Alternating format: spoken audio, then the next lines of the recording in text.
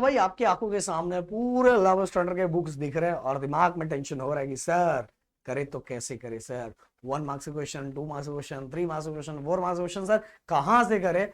जो हमारे एग्जाम्स में जो टीचर देते हैं ना सर, पूरी बैंड बज जाती है। सबसे पहली बात तो भाई एक चीज पहले बता देना चाहता हूँ कि अगर आप चाहते हो, देखो इसके अंदर तो बेसिकली मैं आपको बताना चाहूंगा फिजिक्स और केमिस्ट्री, पर मैथ और इंग्लिश का थोड़ा पैटर्न अलग होता है, उसको अलग तरीके से करना रहता है। अगर वो वीडियो आप चाहते हो तो नीचे कमेंट बॉक्स में बस यस लिखो, एंड गाइस अराउंड 1000 यस मुझे दिखना चाहिए और उससे भी 1000 लाइक दिखना चाहिए। और जो भी बच्चा नया है प्लीज चैनल को सब्सक्राइब करेगा, आपका रिएक्शन देन आपके भाई का एक्शन नेक्स्ट लेवल का होगा। एंड डिस्क्रिप्शन में व्हाट्सएप चैनल का लिंक दिया हुआ, स्पेशली मैंने 11th स्टैंडर्ड बच्चों के लिए बनाया हुआ है। प्लीज गाइस ज्वाइन करके जाना, क्योंकि हमारा कॉन्टेक्ट फिर डायरेक्ट बाय डायरेक्ट होगा। ओके तो चलो बिना देरी के फटाक से स्टार्ट करते हैं। सो गाइज अब बात करते हैं कि फिजिक्स और केमिस्ट्री के 1 मार्क्स के क्वेश्चंस कहाँ से करने चाहिए। मैं बताना चाहूंगा 1 मार्क्स के क्वेश्चन के लिए ज्यादा कोई टेंशन नहीं। लास्ट में एक चीज और बताना चाहूंगा कि 11th स्टैंडर्ड की बात है, तो 11th स्टैंडर्ड में एक और पैटर्न को अपने को अलग फॉलो करना है। वो क्या करना है मेरी बात सुनना। तो टेक्स्ट बुक में जो क्वेश्चंस दिए हुए 1 मार्क्स के, वो मतलब जो एमसीक्यू दिया हो वो फॉलो कर लो, हो जाएगा। 2 और 3 मार्क्स के क्वेश्चंस गाइस मैं बताना चाहूंगा कि अगर आपके मतलब कि लाइब्रेरी से पिछले 3-4 सालों का पेपर जो आपको कॉलेजेस में हुआ है वो अगर आपको मिल जाता तो अच्छी बात है, नहीं मिलता तो अगर आप मुझे बोलोगे तो मैं गाइस आप लोगों को 3-4 पेपर अपनी तरफ से दे दूंगा, जिससे क्या होगा कि आपको प्रैक्टिस करने में हेल्प होगा और उसी तरह के क्वेश्चंस पूछे जाते हैं।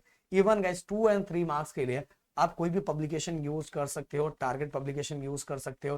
टारगेट के बाद गाइस एक दो और पब्लिकेशन रिलायबल भी आता है, उसमें भी 2 मार्क्स एंड 3 मार्क्स के क्वेश्चन दिए रहते हैं, वो सॉल्व कर लोगे तो भी आपका काम हो जाएगा। वैसे क्वेश्चंस पूछे जाते हैं।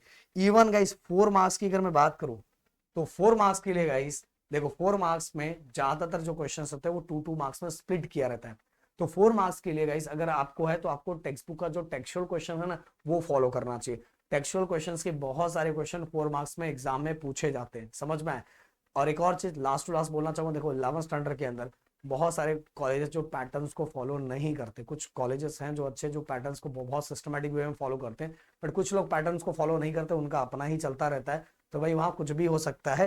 तो इसीलिए टीचर्स आपके कॉलेजेस के अंदर के पैटर्न्स को ठीक से फॉलो नहीं किया जाता, तो टीचर्स की बातों पर ध्यान रखो। टीचर्स इनडायरेक्टली बहुत सारी चीजें बता देती है एंड बहुत सारी चीजें समझा देती है, अगर बस आप उन चीजों को भी सुन लोगे तो भी एग्जाम में फोड़ दोगे।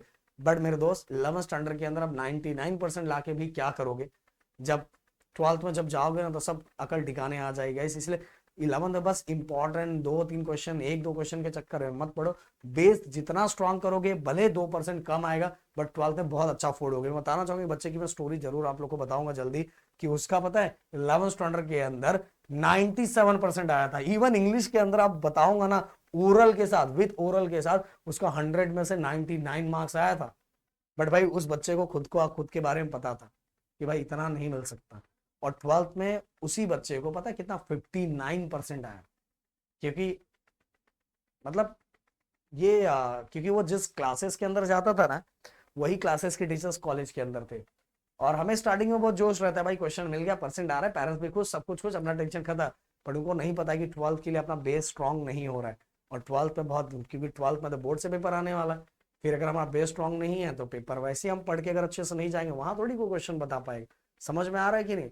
वहां तो बस प्रदीप और राहुल सर ये चीजों को जज कर सकते हैं। 11th में नहीं भाई, इस 11th में अपनी चीजों को स्ट्रांग करो। 2% कम आता चलेगा, पर हर चीजों को सिस्टमैटिक वे में पढ़ के जाओ। तो जो बातें मैंने बताई उसको जरूर फॉलो करना, एंड जो पूछा उसको कमेंट बॉक्स में लिख देना। मिलते हैं नेक्स्ट वीडियो में। Thank you so much guys.